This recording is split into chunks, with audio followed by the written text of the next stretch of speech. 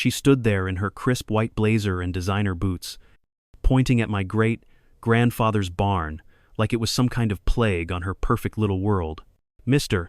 Brennan, that eyesore has got to go," Monica Hartwell declared, her manicured finger stabbing the air with the authority of someone who'd clearly never built anything more complex than a PowerPoint presentation. What she didn't know was that I'd spent 15 years as a Texas Ranger before a drunk driver ended my career and sent me back to this ranch. And what she really didn't know was that her precious Pine Creek Estates was built on land my family had owned for over a century. My name is Jake Brennan, and I thought retirement meant peace and quiet on the 800-acre spread. My great-grandfather homesteaded in 1887. After taking a bullet in the shoulder and watching too many good people get hurt by bureaucrats who thought badges made them bulletproof, I'd come home to heal. The ranch sits in the Texas Hill Country, where rolling hills covered in mesquite and oak stretch as far as you can see. My nearest neighbors used to be cattle and coyotes, until Pine Creek Estates sprouted up like mushrooms after rain about 2 years ago. The development was nice enough, I suppose, 36 houses on quarter-acre lots, all painted in earth tones with HOA-approved landscaping. The kind of place where city folks came to play cowboy on weekends while complaining about the smell of actual cattle. I didn't mind them much. Figured live and let live. That philosophy lasted exactly until Monica Hartwell got elected HOA president and decided my 1890s barn was somehow her business. The first sign of trouble came on a Tuesday morning in late September. I was fixing fence when I noticed a woman in business clothes walking around my property line with a clipboard and a measuring tape. She had that particular brand of confidence that comes from watching too many home improvement shows and thinking you understand construction. When she saw me watching, she waved like we were old friends. "Mr. Brennan," she called out, her voice carrying that fake sweetness Texas women use when they're about to ask for something unreasonable. "I'm Monica Hartwell, president of the Pine Creek Estates Homeowners Association. Could we have a quick chat?" I was in the middle of digging fence post holes when Monica Hartwell, an overly polished 40-something HOA president, showed up with a folder stuffed full of official documents. She wasted no time declaring my old family barn was visual pollution, negatively impacting property values for folks in Pine Creek Estates. Never mind that it stood on my land. Built by my great-grandfather decades before anyone dreamed up a luxury housing development. Monica insisted the county had granted her HOA expanded community standards authority, forcing me to remove or drastically modify the barn within 30 days. She dangled threats of $500 daily fines while suggesting I buy an expensive pre-approved metal shed instead. Something smelled off about her so-called legalese. I'd been a Texas Ranger long enough to recognize a scam, but I kept my cards close. Telling her I'd consult my attorney after her smug departure, I pored over her paperwork on my porch, finding suspicious signatures and no record of the county hearing she claimed had taken place. A call to my neighbor Ruth, an 80-year-old with a mind like a steel trap, confirmed my suspicions. No such zoning expansion existed. Monica was scaring local folks like Bill Henderson, who was told his chicken coop was illegal, and others who were bullied into paying dubious enhancement fees. Armed with that knowledge, I did my own research at the courthouse, unearthing that Monica's development company had gone bankrupt, leaving her desperate for cash. My former Ranger partner, Sam Torres, discovered she was under federal scrutiny for shady real estate deals. This was a classic protection racket, using hollow legal threats to coerce rural homeowners into coughing up money for violations that didn't exist. Digging deeper, I learned Monica was behind a wave of intimidation aimed at people living within a half-mile of Pine Creek Estates. Bill and his wife, Sarah, had been told their farm and especially their chicken coop was bringing down the tone of the neighboring subdivision. When they refused to pay, Monica slammed them with bogus code violation fines and threatened lawsuits. The Kowalskis forked over $500 to avoid trouble for their vegetable garden. Old man Peterson paid $800 to keep his workshop off her radar. Monica used her polished veneer and official-sounding documents to prey on farmers and retirees who didn't want legal battles.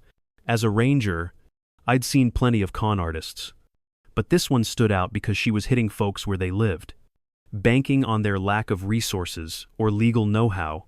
I spent a week gathering every scrap of evidence, property records that contradicted her statements, lists of fines that had no foundation in county law, and sworn statements from neighbors.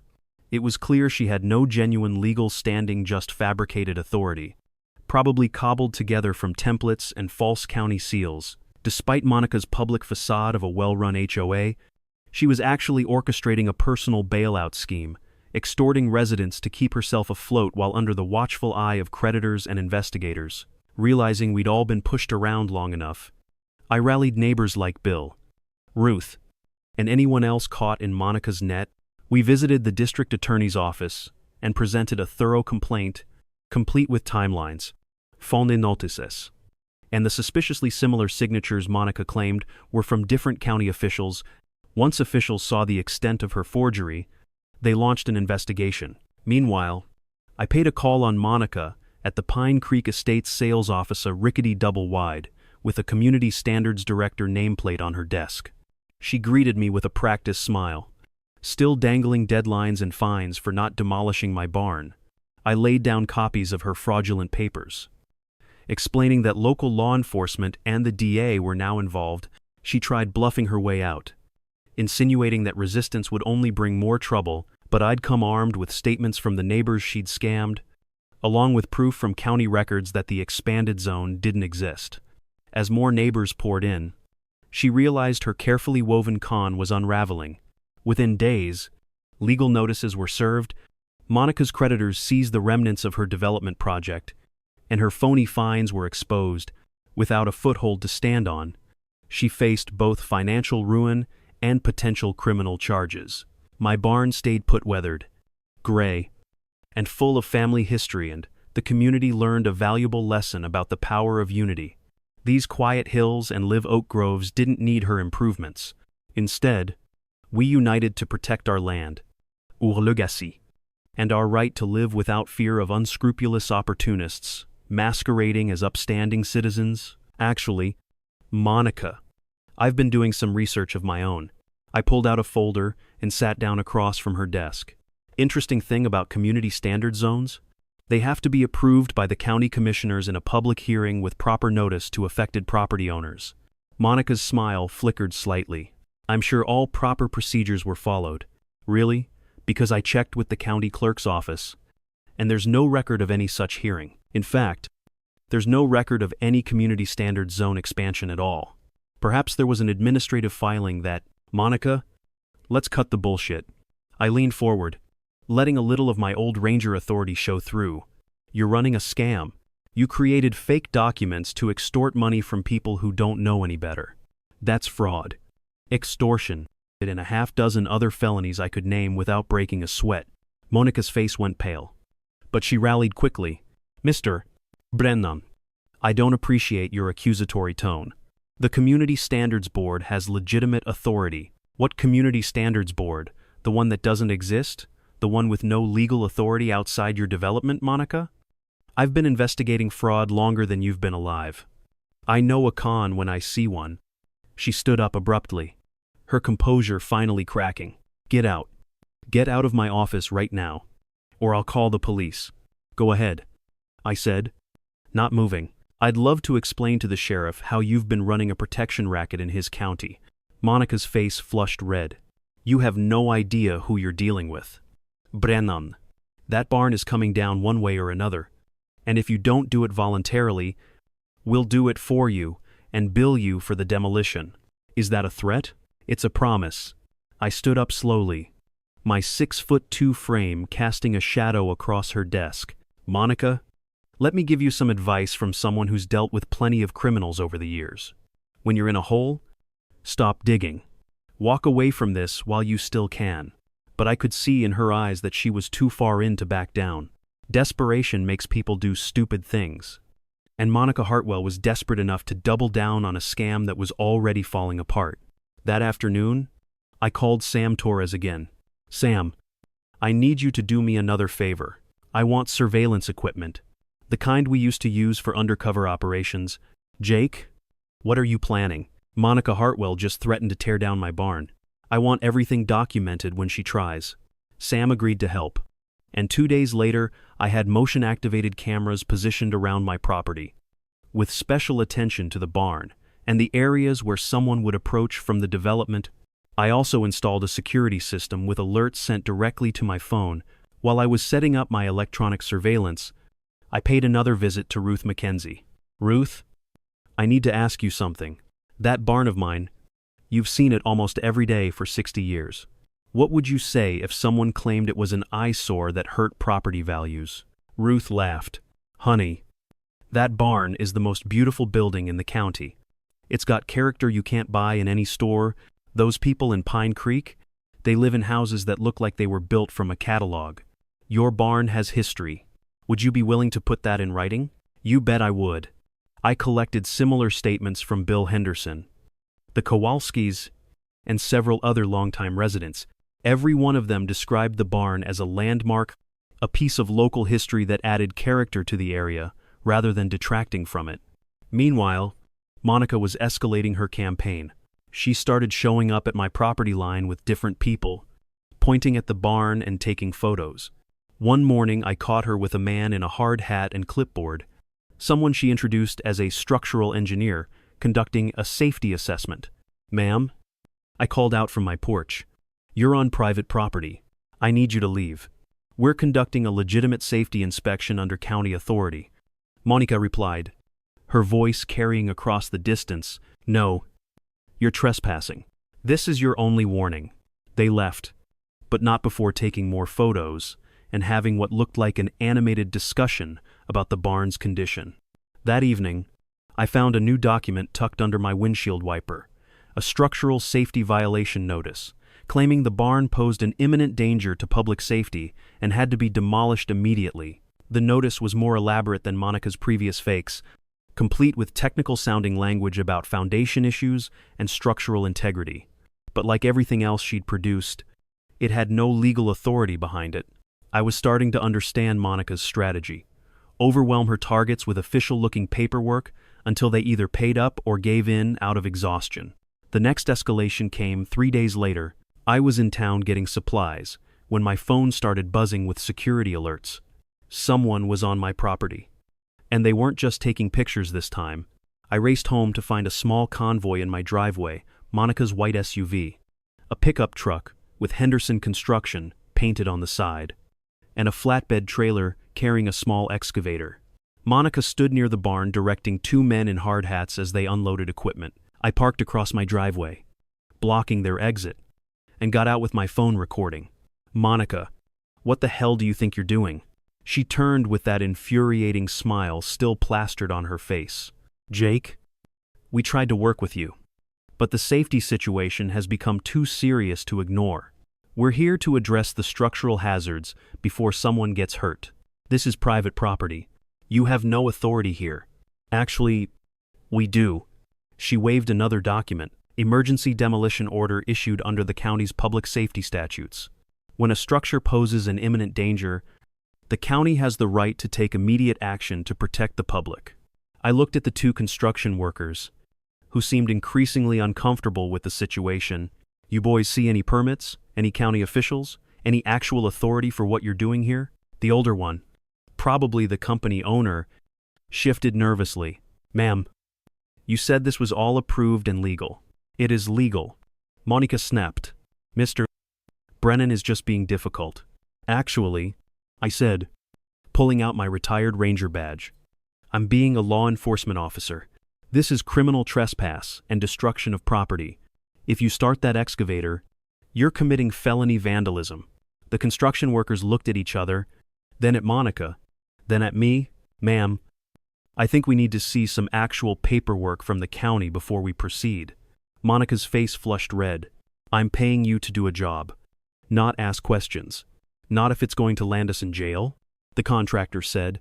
He started loading his equipment back on the trailer. Call us when you get proper permits. As the construction crew left, Monica turned on me with pure fury. You think you're so smart, don't you? This isn't over. Brennan, that barn is coming down, and you're going to pay for obstructing legitimate county business. Monica, the only thing I'm going to pay for is having you arrested if you set foot on my property again. But she was already walking away. and her heels clicking angrily on my gravel driveway.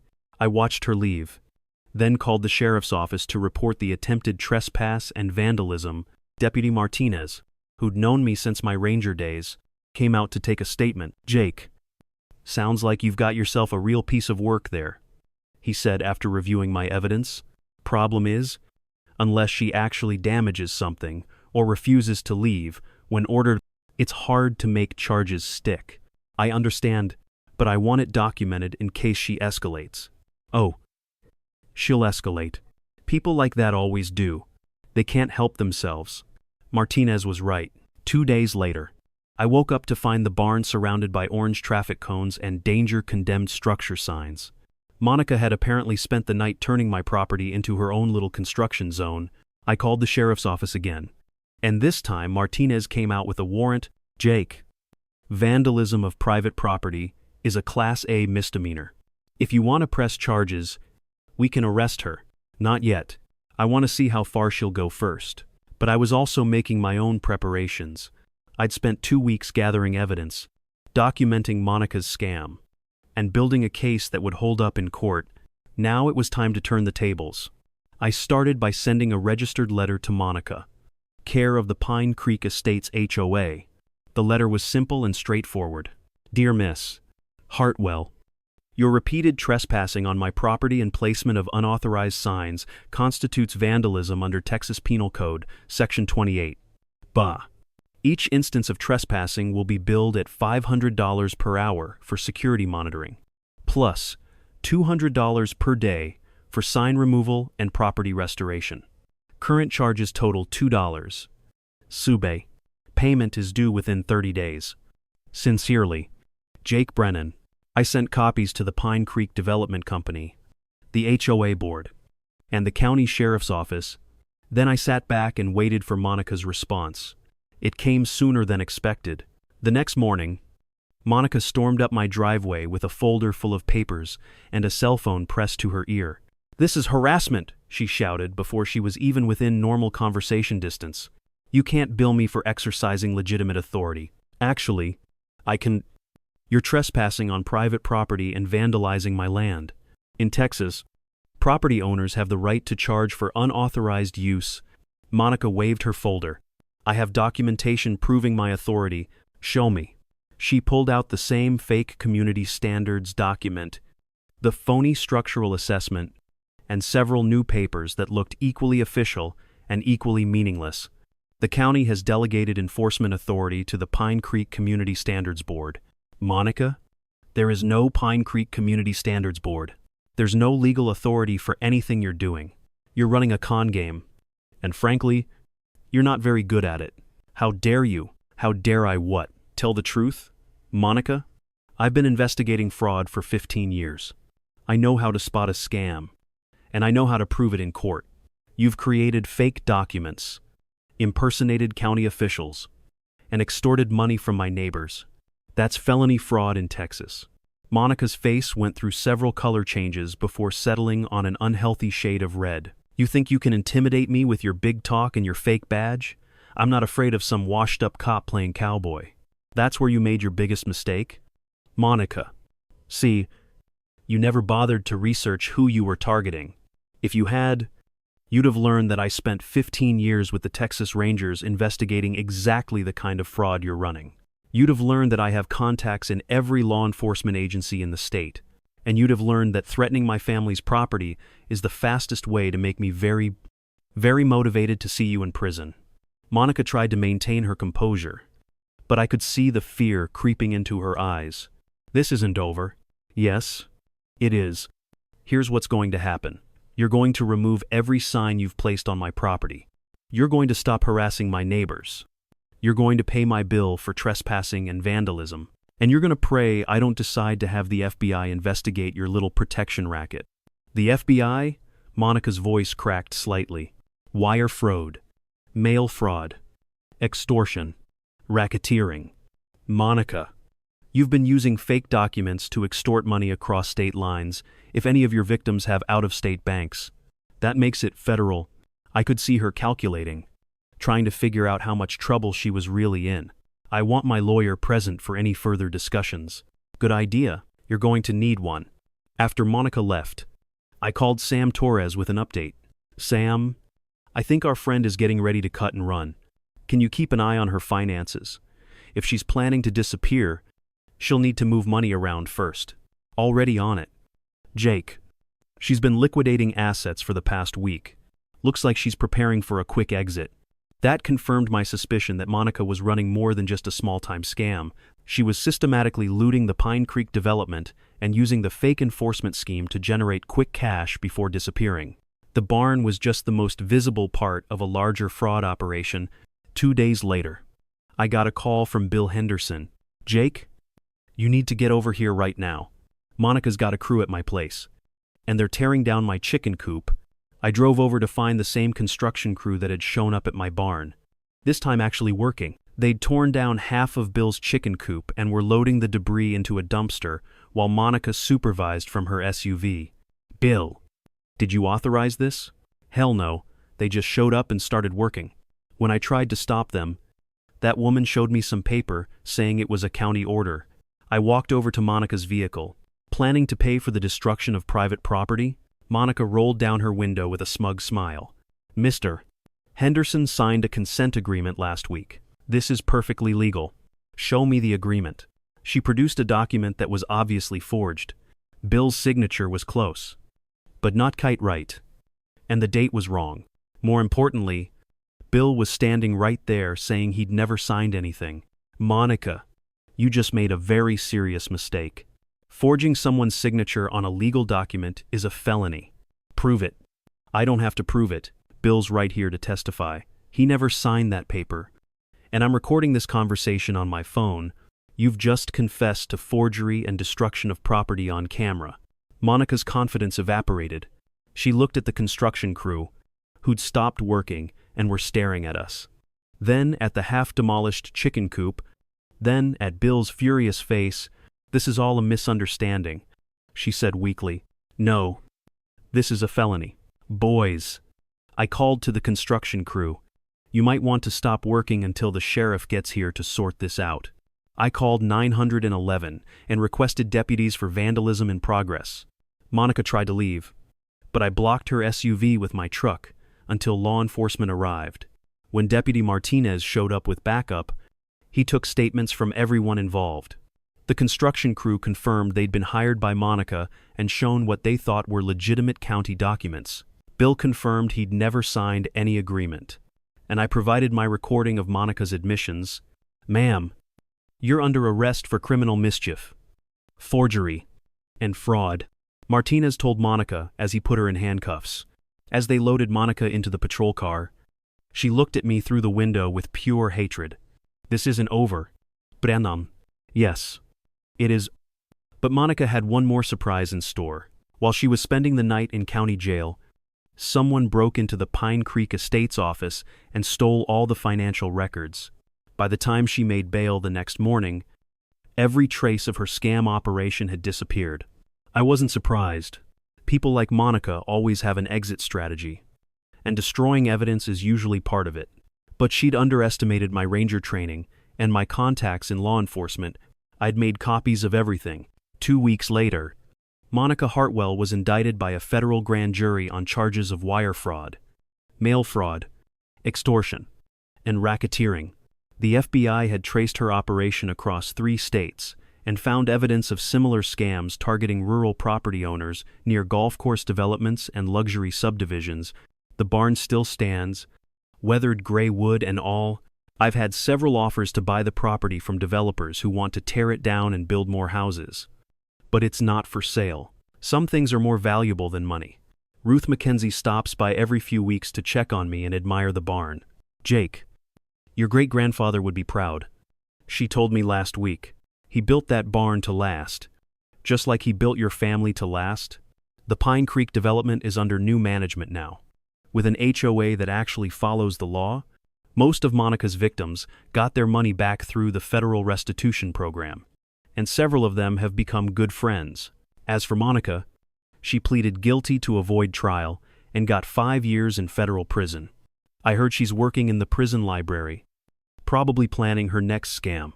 Some people never learn, But I learned something too. Retirement doesn't mean giving up the fight. Sometimes the fight comes to you, and when it does, you'd better be ready. That old barn taught me that it's weathered storms, droughts, and hurricanes for over a century, still standing because it was built right by people who knew how to build things to last. Just like the principles my grandfather taught me, stand your ground, tell the truth, and never let bullies think they can intimidate you. Those lessons served me well as a ranger, and they served me just as well against one woman's greed and ambition. The barn's still there, casting its shadow across the Texas hill country, a reminder that some things are worth fighting for, and if anyone else wants to try taking it down, well, they can join Monica in federal prison. Sometimes, justice comes slowly, but it comes, and sometimes a weathered old barn is exactly what it takes to teach someone that lesson. The story was supposed to end there, with Monica in handcuffs and justice served, but 3 months later, I learned that people like Monica Hartwell don't stay down easy, especially when they've got nothing left to lose. I was replacing fence posts on the north pasture when my phone rang. Sam Torres's voice was tight with concern. "Jake, we've got a problem. Monica made parole pending appeal, and she's been asking questions about you." "What kind of questions?" "The kind that suggests she's planning something stupid. My contact at the marshal's office says she's been researching property records, court filings, anything she can find about your background." "Jake, this woman's obsessed." I set down my post-hole digger and really listened. In 15 years as a ranger, I'd learned to recognize the difference between idle threats and genuine danger. Monica's farewell promise that this isn't over was starting to sound less like empty bravado and more like a real commitment. "Sam, I need you to do me another favor. I want to know everywhere Monica's been, everyone she's talked to, and everything she's been planning since she got out, already on it. Give me 48 hours. That evening, I called Ruth McKenzie to check on her. Ruth had testified at Monica's trial about the intimidation tactics used against elderly residents, making her a potential target for retaliation. "Oh, honey, I'm fine," Ruth said, but I could hear something in her voice. "Although I did have a strange visit yesterday, woman claiming to be from the county assessor's office, asking questions about property values and tax assessments. Something about her didn't sit right." "What did she look like?" "Blonde hair, business clothes, driving a silver car. She had all the right paperwork. But Jake, I've been dealing with county assessors for 60 years. This one was different. My blood ran cold." "Ruth, did this woman go inside your house, touch anything, ask to use your bathroom or get a drink of water?" "Why?" "Yes. She said she needed to verify some measurements from inside." "Is that important?" "Ruth, I'm coming over right now. Don't touch anything she might have handled. And don't answer the door for anyone until I get there." I made the drive to Ruth's house in record time, my mind racing through possibilities. If Monica was desperate enough to impersonate a county official, she was planning something more serious than harassment. People that far over the edge don't just want revenge. They want to destroy their targets completely. Ruth's small farmhouse sat on 10 acres of pasture and garden, surrounded by the same kind of weathered fence posts and oak trees that defined our whole corner of the county. I'd known Ruth since I was a kid, and her place had always been a sanctuary of common sense and homemade cookies. The idea of Monica violating that sanctuary made my hands clench into fists. "Jake, you look like you're ready for war," Ruth said as she let me in. "I might be." "Ruth, I need you to think carefully. What exactly did this woman ask about? What papers did she show you? What did she touch or look at while she was here?" Ruth led me through her house, pointing out the areas where the fake assessor had spent time. The woman had been particularly interested in Ruth's home office, where she kept financial records and property documents. She'd ask detailed questions about Ruth's income, her mortgage status, and whether she had family who might inherit the property. "Jake, she also asked about you specifically.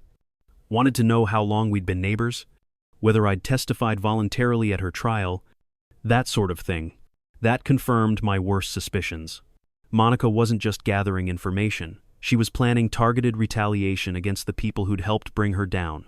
In her twisted logic, Ruth and I were responsible for destroying her life, and she was going to return the favor.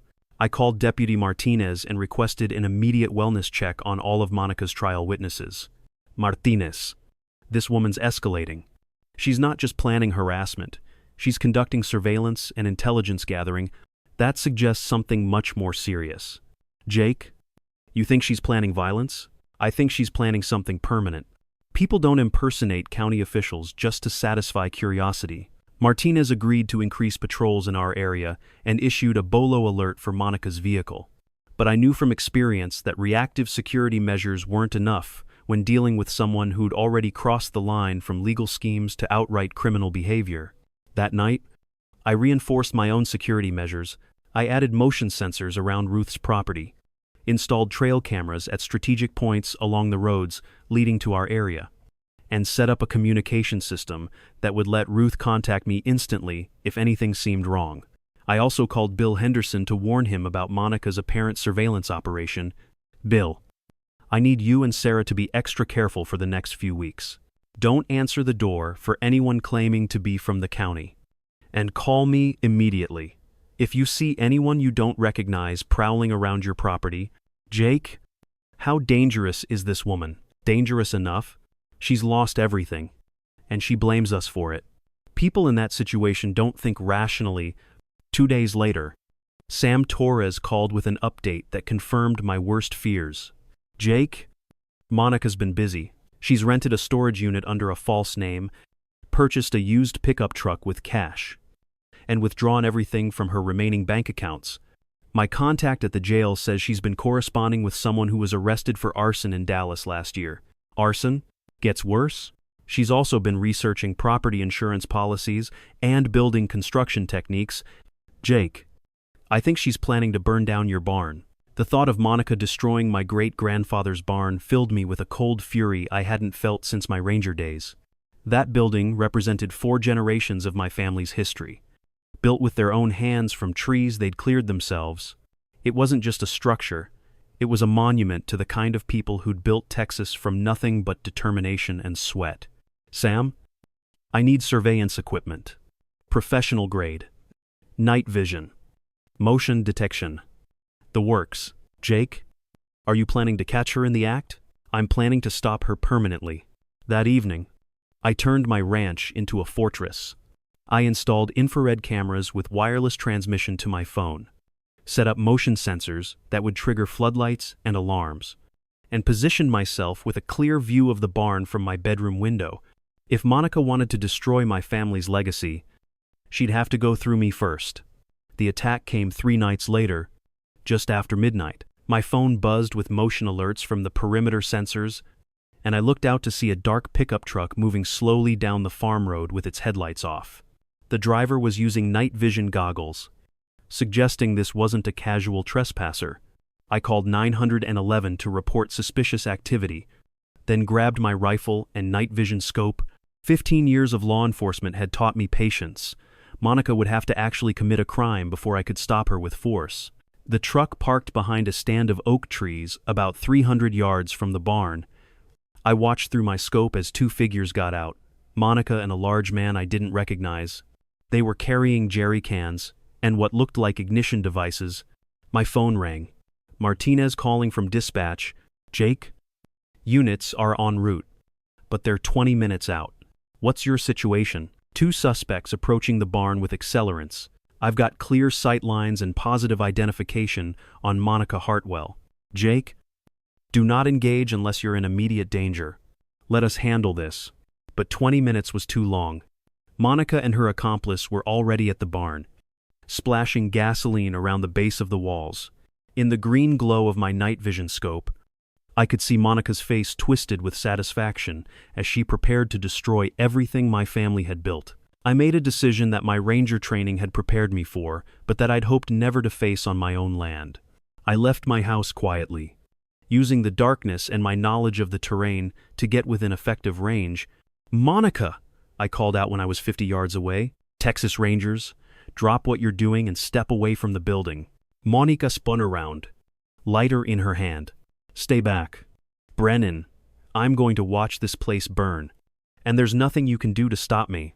Her accomplice, meanwhile, had dropped his jerry can and was reaching for something in his jacket. In the split second it took me to identify the gun in his hand, my ranger training took over. "Armed suspect," I shouted, dropping to a prone shooting position. "Drop the weapon." The man fired first. His muzzle flashed bright in the darkness. I heard the bullet whistle past my head as I squeezed my trigger, sending a 308-round center mass into his chest. He dropped like a stone. Monica screamed and ran toward the truck. But the motion sensors I'd installed around the barn triggered floodlights that lit up the area like daytime. She was caught in the open, surrounded by evidence of attempted arson and carrying the lighter she'd planned to use. "Monica, it's over," I called out, keeping my rifle trained on her. "Put down the lighter and lie face down on the ground." Instead, she turned toward the barn and flicked the lighter. But gasoline fumes are unpredictable, especially when mixed with panic and desperation. The flame caught faster and spread farther than Monica had expected, engulfing her in the fire she'd meant for my barn. Her screams brought me running, my family loyalty temporarily overridden by basic human decency.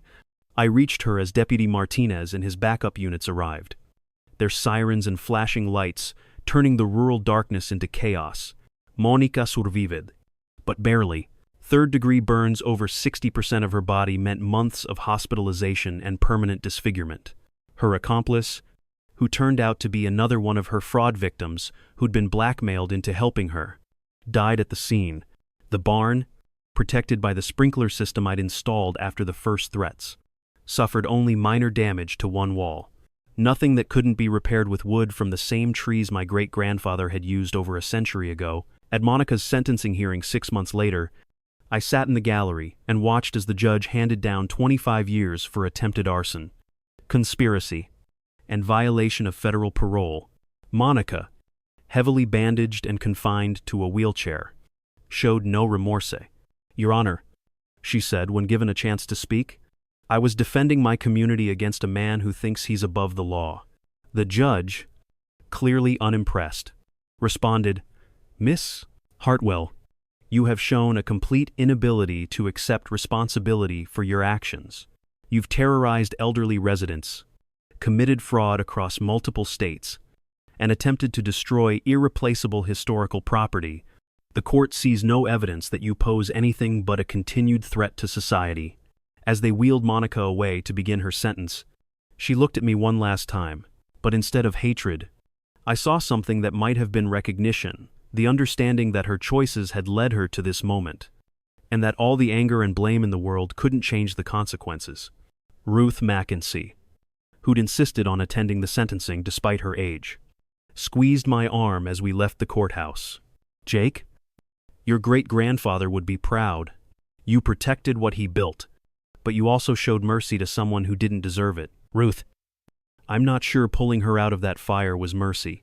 25 years in prison might be worse than dying quickly. Maybe, but you gave her the chance to learn from her mistakes. What she does with that chance is up to her." The barn still stands, its weathered gray wood now marked with a small plaque identifying it as a Texas historical landmark. The county commissioners voted unanimously to grant the designation, citing its significance as an example of 19th-century agricultural architecture and its role in local history. I still live quietly on the ranch, fixing fences and caring for cattle just like my grandfather and great-grandfather did before me. The Pine Creek development has new management that respects property boundaries and follows actual laws. Most of the residents are good people who appreciate living near working ranch land rather than trying to change it. But I learned something important from Monica Hartwell's war against my family's legacy. The price of peace is eternal vigilance. There will always be people who think they can take what others have built, whether through legal manipulation or outright violence. The only defense is to stand firm, know your rights, and be prepared to fight for what matters. The barn's shadow still falls across the Texas hill country every evening, just as it has for over a century. It's a reminder that some things are worth preserving, some battles are worth fighting, and some lines can never be crossed without consequences. Sometimes I sit on my porch at sunset and think about Monica Hartwell, probably lying in a prison cell somewhere, planning her next scheme, or nursing hair grievances. Part of me feels sorry for Hirsch could have had a good life if she'd learned to respect other people's property and rights. But mostly, I feel grateful that people like her are rare, and that when they do appear, there are still enough decent folks willing to stand up to them. The barn will outlast all of us. I think it's built too well and rooted too deep to fall to someone else's greed or ambition, just like the principles it represents. Honesty, hard work, and the willingness to defend what you've earned. Monica learned too late that those principles aren't just pretty words. They're the foundation that everything worthwhile is built on. And foundations like that don't burn easy. Monica's sentencing didn't end the story. It marked a new chapter in the life of the Brennan Ranch. The barn, standing strong under its Texas Historical Landmark plaque, cast its shadow across the pastures as a testament to perseverance. But legacy is never static. It evolves as people adapt to new challenges. After the arson attempt, neighbors came forward with offers of solidarity. Memories of betrayal made me wary. But as spring warmed the land, I realized community strength was vital. I began hosting gatherings at the barn, where neighbors shared tools and stories over coffee. The barn was more than wood, and nailsit was a symbol of shared heritage. Yet vigilance was necessary. One afternoon, while surveying the southern fence line, Sam Torres called with a warning. Jake, a developer called Highland Holdings, is looking at historical properties. The thought of new predators circling felt familiar. Any specifics? I asked. They've been buying parcels under shell companies and filed permits last month. That night, I drafted a letter to the county commission, requesting an expansion of the historic preservation zone to include several pre-1900 structures. At the hearing, I stood before the county commission with photographs of the barn and statements from families whose roots ran as deep as the oak trees. I spoke of droughts endured, storms braved, and a legacy built through perseverance. By evening, the commission voted unanimously to extend the historic zone. The barn and nearby structures were safe, returning home. A group of schoolchildren from Prairie View Elementary waited outside the barn. Their teacher had organized a field trip to teach local history, wide-eyed and curious. They followed as I led them through the barn. I explained how the loft stored hay, how the tack room held saddles worn by ancestors, and how each beam held a century of stories. As summer arrived, I invested in careful renovations. A tin roof replaced warped shingles, windows restored, and a stabilized foundation installed. I enlisted local craftsmen, descendants of families whose histories were intertwined with this land, to help. Each nail-driven felt like a promise to the future. When the work neared completion, I organized a heritage celebration under the barn's polished beams. Neighbors arrived with potluck dishes, musicians tuned guitars for bluegrass, and children raced through the hay bales, their laughter carrying on the breeze. In the years that followed, the barn became a hub for community stewardship. We held meetings under its rafters where ranchers discussed sustainable grazing, neighbors debated water conservation, and artisans showcased heritage crafts. Its renovation inspired other restorations, a blacksmith shop, a schoolhouse foundation, and a general store, each protected under the expanded preservation zone. As for Monica Hartwell, she remained incarcerated far from Texas. Her schemes dismantled by federal investigators. Rumors circulated that she spent her days in the prison library reading law books, perhaps plotting another con. I shook my head at the thought. Her choices had sealed her fate. Occasional resentful letters arrived from her, postmarked from distant facilities, but I never opened them. One autumn morning, nearly a decade after Monica's sentencing, I stood on a rise overlooking the barn as the first light broke over the hills. A herd of longhorn cattle grazed peacefully, wind turbines turning on a distant ridge, symbol that progress and tradition could coexist. I dismounted my horse and walked to the barn. Inside, the polished beams glowed in the dawn.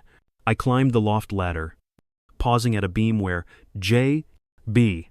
1887 was carved. I traced those initials, whispering a thanks to the man who built this legacy. Descending from the loft, I realized that the fight for heritage and honor was never truly over. New challenges would emerge: economic shifts, environmental pressures, or political decisions, but the barn's preservation had taught me valuable lessons.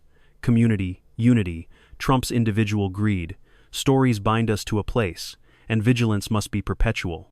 I stepped outside into warm sunlight and ran my hand along a post where a historic landmark plaque hung. The words seemed alive: preserve, protect, pass on. Later that afternoon, as I checked new fencing with Sam Torres and Bill Henderson, I reflected on the journey from that first confrontation with Monica to this peaceful moment.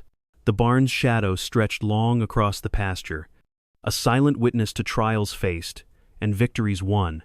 I knew that one day I would leave the ranch, but the values it represented, honesty, hard work, unity, would endure. As long as those values lived in the hearts of this community, no barn could be uprooted by greed or indifference. And so, as the cicadas sang beneath blue Texas skies, I felt certain that the barn and everything it stood for would endure long after I was gone. In the quiet of the hill country, where mesquite and oak still sat side by side, I understood that preserving our heritage was an ongoing journey, but with neighbors standing shoulder to shoulder, telling our stories, and defending our land, I knew the barn's light would never dim. That, more than any structure, was the true legacy worth protecting. In the months that followed, I welcomed newcomers moving into smaller plots, nearby young couples seeking a life closer to the land. They expressed admiration for the barn and asked how they could help preserve local history. I invited them to join the community gatherings, where seasoned ranchers mentored them on cattle care and storytelling. Watching them plant seedlings to replace aging oaks, I felt hopeful. The next generation would carry forward these traditions, ensuring that the land's stories lived on in fresh voices. As I walked back to the barn one evening, fireflies winked among the grasses, and the scent of mesquite drifted in the breeze. My cattle lowed softly in the distance, and the barn's silhouette stood proud against a sky painted with sunset.